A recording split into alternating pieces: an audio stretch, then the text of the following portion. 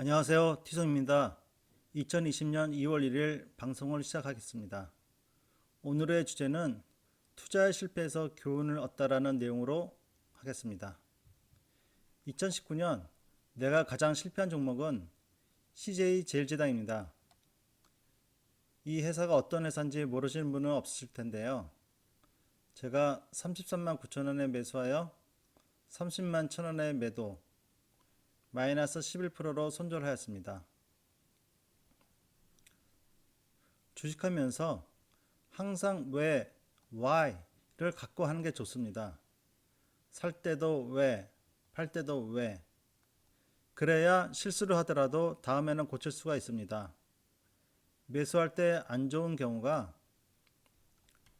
많이 내려서 지인의 권유로, 미드의 추천으로 이런 이유로 매수하는 것은 정말 하지 말아야 합니다.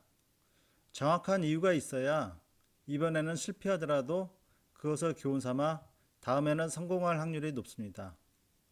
주위의 정보는 참고하고 본인의 공부로 종목을 찾아내야 실력이 늡니다.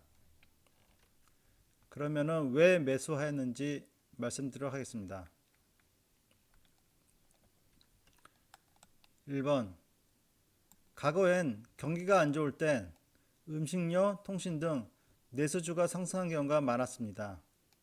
방어주 성격이라고 하여가지고 경기 민감주와 반대되는 성격의 주식들이죠. 그리고 두 번째, 시완즈, 미국의 냉동식품 2위 업체인데요. 이 회사를 인수하였습니다. 그래서 외형이 확장되고 수익이 늘어나고 그러면 주가가 상승할 것으로 판단했습니다.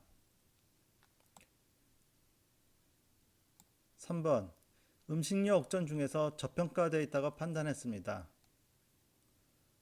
다른 회사들 주식은 상당히 밸류에이션이 높았는데 상대적으로 CJ 제일제당은 밸류에이션이 그렇게 높지 않았습니다.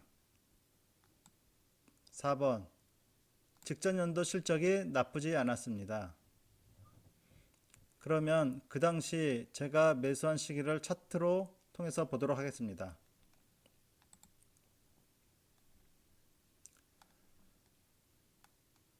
제가 매수한 날이 1월 31일 이 정도라고 생각되는데요. 이날 매수하여 이때까지 5월 초까지 30만 원이 깨지기 전에 바로 매도하였습니다. 정말 30만 원 밑으로 내려갈 것 같더라고요. 그래서 이날 매도를 하여 가지고 한 3개월 동안 마음고생을 많이 했습니다. 그러니까 저는 이날 양봉으로 솟아 가지고 계속 이렇게 올라갈 것으로 보았는데 제 판단과는 다르게 이렇게 계속 밑으로 내려갔습니다.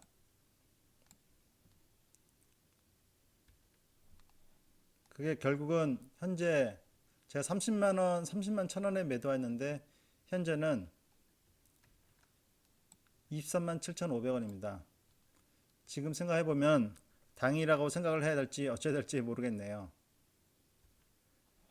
그리고 실적을 한번 보도록 하겠습니다.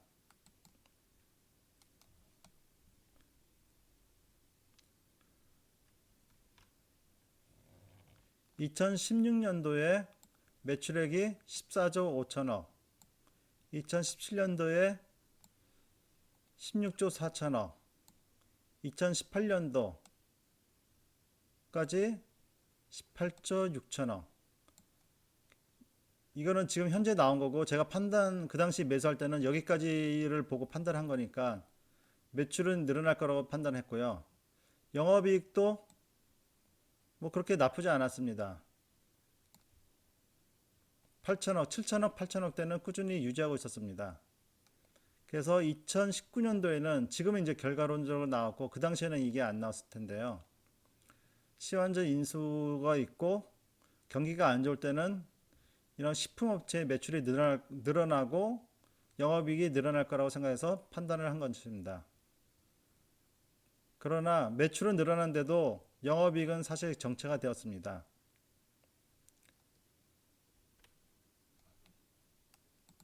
그리고 주가도 이렇게 계속 지금 하락을 하고 있고요.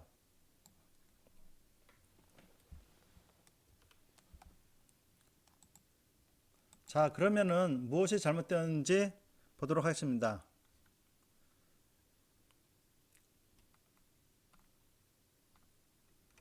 1번, 나의 생각을 너무 믿고 있었습니다. 본인이 좋다고 생각해도 큰손, 기관과 외국인의 매매 동향이 중요합니다. 주가 추이를 자세히 살펴야 했습니다. 3번, 실적은 과거보다 현재와 미래가 중요하고 현재의 숫자 그 자체도 중요하지만 그것보다는 예상치보다 잘 나왔느냐 못 나왔느냐, 또는 큰손이, 여기서 큰손은 기관과 외국인을 말하는 것인데요, 그 숫자를 어떻게 평가하느냐가 중요합니다. 이 3번 내용이 주식을 하면서 상당히 중요한 내용입니다. 그리고 4번, 손절매가 늦어서 손실이 확대되었습니다.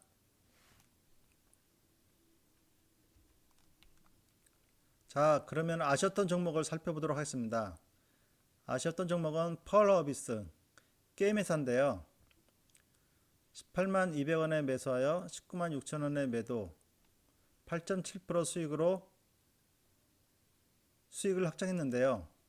매도 후에 15%가 더 상승하였습니다. 그러면 왜 매수했는지 그 이유를 살펴보도록 하겠습니다.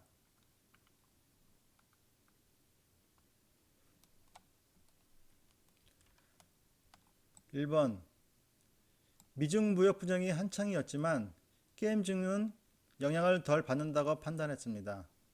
사실 작년 미중 무역 분쟁 때문에 주가가 상당히 급등락이 심했는데요. 하락이 심했죠.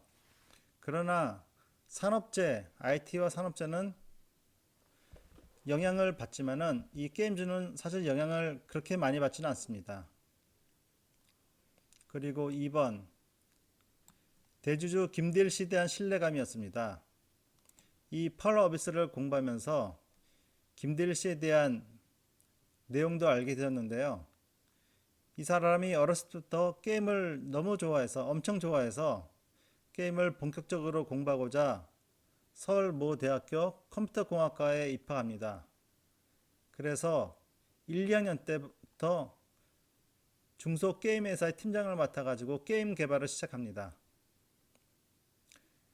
그리고 이 사람이 대학교 졸업을 하지 않았습니다. 중퇴했습니다. 그러니까 게임을 그토록 사랑한 거죠. 게임을 개발하고자, 조금이라도 빨리 개발하고자 학교 공부는 큰 의미가 없다고 생각해서 중퇴를 하였습니다. 그래서 2010년도에 펄 어빗을 설립하고 2017년도 코스닥 상장을 합니다. 그리고 가장 또 제가 이 회사의 매력을 느꼈던 것은 바로 뛰어난 기술력인데요. 자체 게임 엔진을 보유하고 있습니다. 이게 무슨 말이냐면은 게임도 엔진이 있습니다. 이렇게 엔진이 있어서 거기에 자체 내 스토리를 입혀가지고 게임을 출시하게 됩니다. 그런데 우리나라의 대기업, 게임 대기업 NC나 넷마블, 넥슨, 이런 회사도 게임 엔진이 없습니다. 왜 그럴까요? 일단 게임 엔진을 개발하는데 비용과 시간이 많이 들기 때문입니다. 그리고 게임 엔진을 만들어 놨더라도 그 게임 엔진이 자기네들이 추구하는 게임의 크기라고 할까요? 그 대작 같은 거 있죠. 그러니까 예를 들면은 자기네들은 게임 엔진을 티코 정도로밖에 못 만드는데 자기네들은 제네시스라든지 큰 차를 입히려면은 이게 맞지가 않는 겁니다. 엔진하고 자기네 게임의 내용하고. 그래서 해외에서 만들어 놓은 게임 엔진을 사갖고 와서 거기서 자기네 게임을 만드는 것입니다. 그러니까 쉽게 얘기하면은 엔진은 하나인데 현대차는 소나타를 만들고 기아차는 K5를 만들고 르노 삼성은 SM을 만들고 이런 식인 거죠. 이 게임 엔진을 가지고 와서 이렇게 만드는 것입니다. 그러나 이 펄 어비스는 자체 게임 엔진이 있습니다. 그리고 세계로 진출하는 펄 어비스, 우리나라뿐만 아니라 대만, 일본에 서비스를 하고 있었고요. 현재는 미국과 유럽에도 진출하려고 지금 하고 있습니다. 그리고 5번으로는 해외 게임사를 인수하여 외형을 확장하고 있었습니다. 아일랜드 소재지의 게임 회사인데요. 그 회사를 인수하였습니다. 그리고 지속적인 기간 매수가 있었습니다. 그런데 이 회사의 단점은 바로 원게임 리스크, 그러니까 검은 사막을 빼고는 히트작이 없습니다. 그래서 이 검은 사막이 노후화됐을 때, 그래서 요즘 사실 실적이 좀 안 좋은데요. 검은 사막이 노후화됐을 때는 다른 대체 게임이 없습니다. 현재 올해 게임 3개를 내놓는다고 알고 있는데요. 그 게임 그 3개의 반응에 따라 이 회사 주가가 결정될 것 같습니다. 그래서 이런 뛰어난 기술력이 있는 대신에 다른 게임에 대해서 밸류에이션이 좀 높습니다. 컴투스나 이런 거 컴투스와 비교해 보면은 이 회사가 밸류에이션이 PR이 상당히 높거든요. 대신 이제 기술력과 이런 그 세계 진출 이런 것 때문에 프리미엄을 많이 받습니다. 그러면 여기서 얻은 교훈은 뭐냐? 저는 사실 이 펄 어비스를 매수할 때 미중 무역 분쟁 때문에 시장 상황은 상당히 안 좋았지만 상승을 거의 90% 이상 확신했습니다. 이 회사에 대한 상승의 자신이 있었습니다. 그러나 중간에 전량 매도로 이익 극대화를 실패했습니다. 그 당시에 미국장도 급등락이 심했거든요. 그래서 전날 미국장이 급락할 때 저도 따라서 같이 한국장이 열릴 때 매도를 했습니다. 최소한 분할 매도로 대응했어야 했었는데 그러지 못했습니다. 자, 그러면 오늘의 결론을 말씀드리도록 하겠습니다. 오늘의 결론은 투자하면서 누구나 실수나 실패를 할 수 있습니다.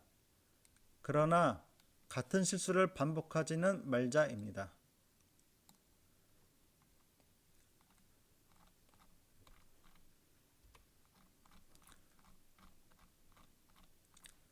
자, 오늘은 투자의 실패에서 교훈을 얻다라는 내용으로 얘기를 해보았는데요.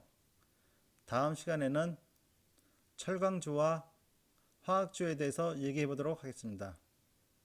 고맙습니다.